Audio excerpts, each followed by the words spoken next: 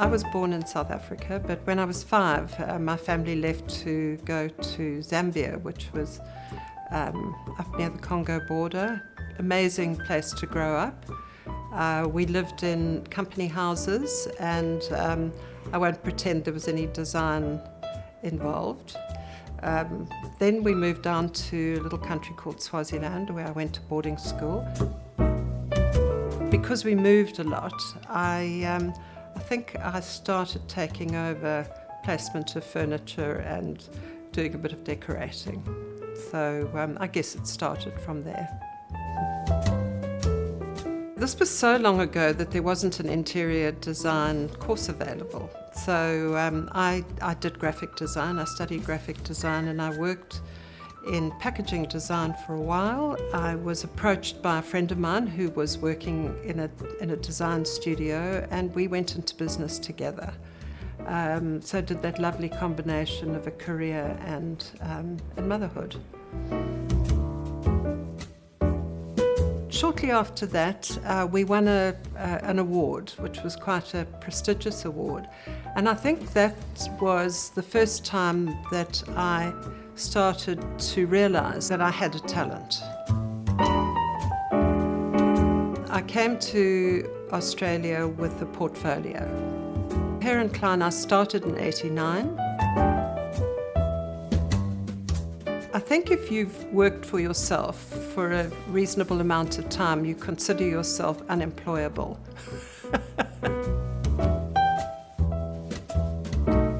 I think that the thing has changed the practice more than the clients have been the team of designers that have come to work for me. That wonderful injection of youth and enthusiasm and creativity is, to me, the thing that has significantly changed Hare & Klein.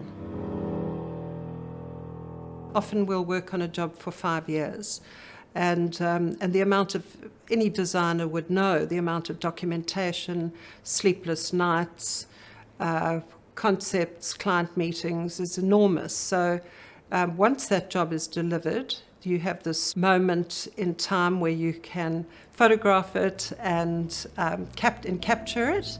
And after that, it's like an artist giving away a painting.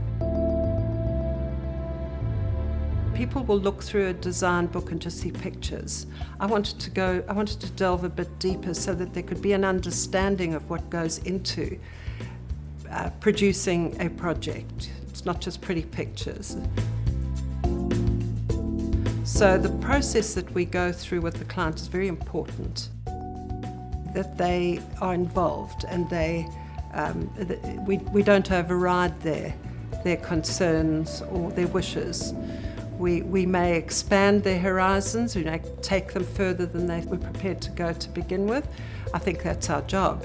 But I think that it's also really important that people have a sense that it's their home and not ours.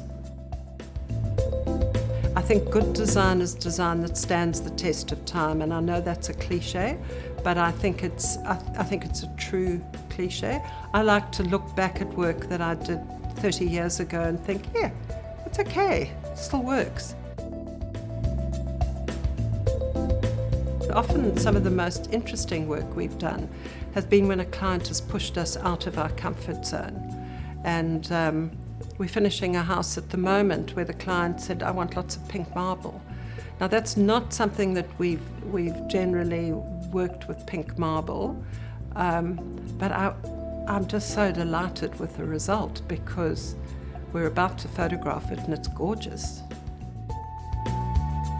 We are very conscious of it being collaborative, and we have this thing that we jump on our egos before we go into the room, because the best outcome for the client is when your landscape architect, your interior designer, when all of those, and your builder obviously, when all those people are working collaboratively, that's when you get the best results.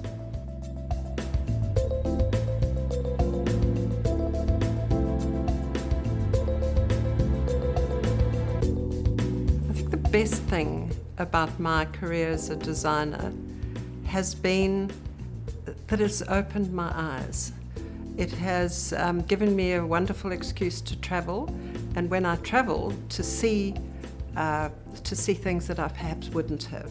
I've learnt a lot about architecture. I've met some of the most interesting people, and it's an ever-evolving career. It hasn't ended yet, and I don't really see an end to it because I'm still loving the projects that are coming in, and I'm excited by them. And there is not a day that I wake up and think, oh no, I've got to go to work.